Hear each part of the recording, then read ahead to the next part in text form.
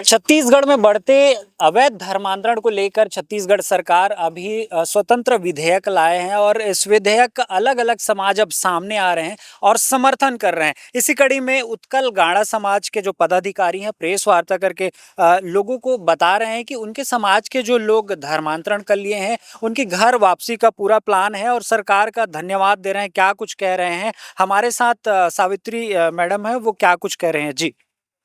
जी। देखिए आज बहुत ही खुशी की भी बात बोलूँ और क्योंकि छत्तीसगढ़ के मुखिया विष्णु देसाई जी ने इतना ऐतिहासिक फैसला जो लिया हुआ है, जिससे कहीं न कहीं झुग्गी बस्ती इससे बहुत ज़्यादा ग्रसित थी और कहीं न कहीं वो लोभ, लालच लालच ने एक प्रकार का लालच जो होता है वो पैसा नहीं होता, कई प्रकार के जैसे हम आपको स्वास्थ्य में कर देंगे या और भी कोई चीज़ का दे करके कहीं न कहीं लोग बहुत ज़्यादा हमारे लोगों को अवैध तरीके से धर्मांतरण करवा रहे थे और कहीं न कहीं हमारे लोग जा रहे थे। आज निश्चित रूप से ये जो कानून आया है, ये कानून से कहीं न कहीं जो अवैध तरीके से धर्मांतरण कराने वाले भी डरेंगे और कहीं न कहीं जो लोग उनके बातों में आ जाते थे, वो भी कहीं न कहीं उनको भी रोकेंगे अपने आप को जाने से। तो इसको लेकर के आज हम यहाँ पर आए हुए हैं और मैं माननीय विष्णु देसाई जी का बहुत-बहुत धन्यवाद करती हूँ। इस कानून का बहुत-बहुत स्वागत करती हूँ। माननीय राज्यपाल जी का भी मैं बहुत-बहुत धन्यवाद करती हूँ क्योंकि ये कानून छत्तीसगढ़ में मील का पत्थर साबित होगा। बिल्कुल तो मैम जो दबाव में या लालच में जो धर्म परिवर्तन कर रहे थे जो समाज के लोग, अब उनकी घर वापसी का आप लोग प्लान कर रहे हैं, तो क्या कुछ ऐसी व्यवस्था है उनकी जो ज़रूरत की वजह से वो धर्म परिवर्तन कर लिए थे, तो अब वापसी आएँगे तो क्या उनकी जो ज़रूरतें थी वो पूरा करेगी समाज? बिल्कुल, निश्चित रूप से हमारा समाज तो ऐसा है कि हर कोई के दुःख और सुख में सबसे पहले देखिए, हम लोगों के यहाँ शादी-ब्याह जैसे कार्यक्रम में भी समाज सहयोग करता है। हम लोगों का बच्चे की पढ़ाई से लेकर के हर चीज़ में समाज हमारे में तो ऐसा है कि अगर लड़की का शादी होता है, तो पूरा समाज मिल के उसका खर्चा उठाता है। लड़के का शादी होता है, तो कहीं न कहीं समाज उसको उसको मिल के खर्चा उठाता है। तो हम लोगों का समाज तो एक-दूसरे का पूरक है, एक-दूसरे को लेकर के हमेशा साथ में कदम से कदम मिला के चल रहा है। कहीं न कहीं हमारे लोग भटक गए और वो कहीं न कहीं वो किसी भी प्रकार का लोभ दे करके वो हमारे लोगों को अपने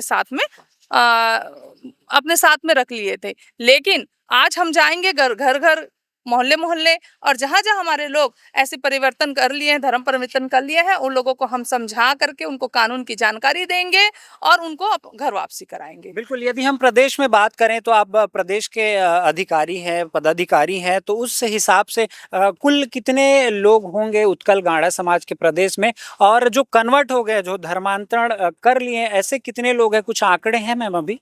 देखिए आंकड़े तो ऐसा बताना पॉसिबल नहीं होगा क्योंकि कहीं न कहीं हमारे लोग तो हर जगह है, 35 लाख जनसंख्या है आज पूरे छत्तीसगढ़ में और बहुत सारे जगह मतलब हर एक कोना में हमारे लोग हैं।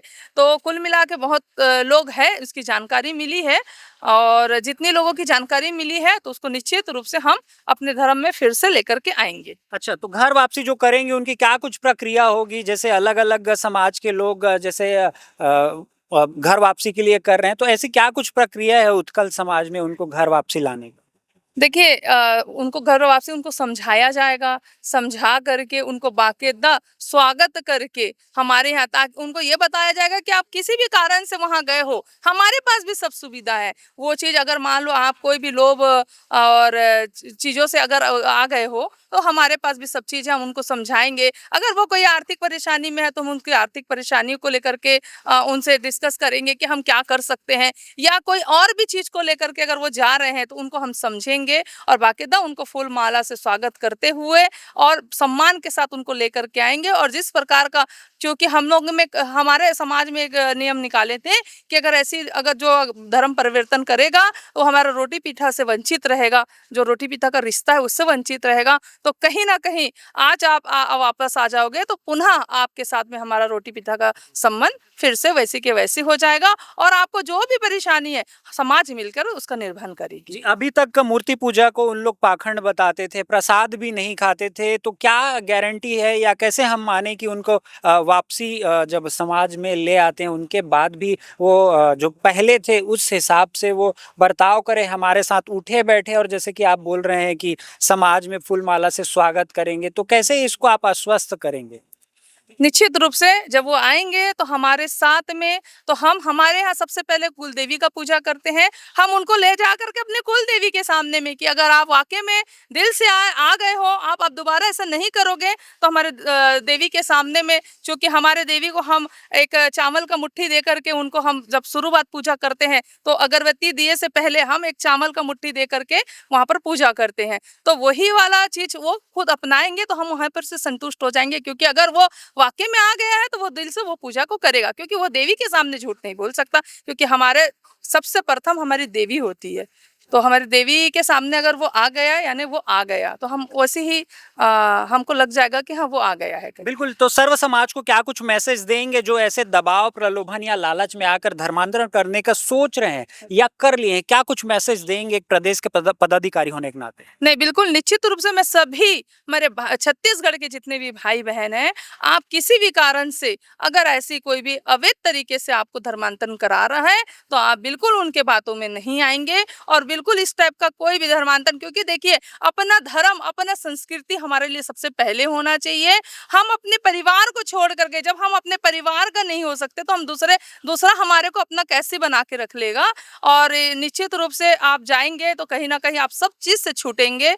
अपना धर्म को मत छोड़िए, अपनी संस्कृति को मत छोड़िए, अपने परिवार को मत छोड़िए, क्योंकि यही आपका परिवार है, आप यहाँ पे जन्मे हैं, आप यहीं के हैं। अगर आप दूसरे जगह जाएँगे, वो तो सिर्फ़ क्षणिक है, वो एक कोई भी मोह और लालच है, तो उसको देख कर के अपने संस्कृति से आप दूर मत होइए। मैं आप सभी भाई-बहन से निवेदन करती हूँ कि ऐसा अगर कोई आपको लालच दे या कोई भी अवैध तरीके से धर्मांतरण करे, तो हमारा कानून आ गया है, उस कानून की उनको जानकारी दें और उनको समझाएँ, बताएँ। और अगर कोई आस-पास के भाई-बहन जा रहे हैं, तो आप आजू-बाजू वाले पड़ोस भी जा कर के उनसे समझें कि वो ऐसा क्या मजबूरी है, ऐसा क्या कारण है कि आपको वहाँ जाना पड़ रहा है। अगर कोई तकलीफ में है, तो हम पूरा समाज मिल कर के उस तकलीफ को उनका दूर करेंगे, और निश्चित रूप से सभी भाई-बहन से निवेदन है कि ये चीज़ को होने ना दें, इसको रोकें।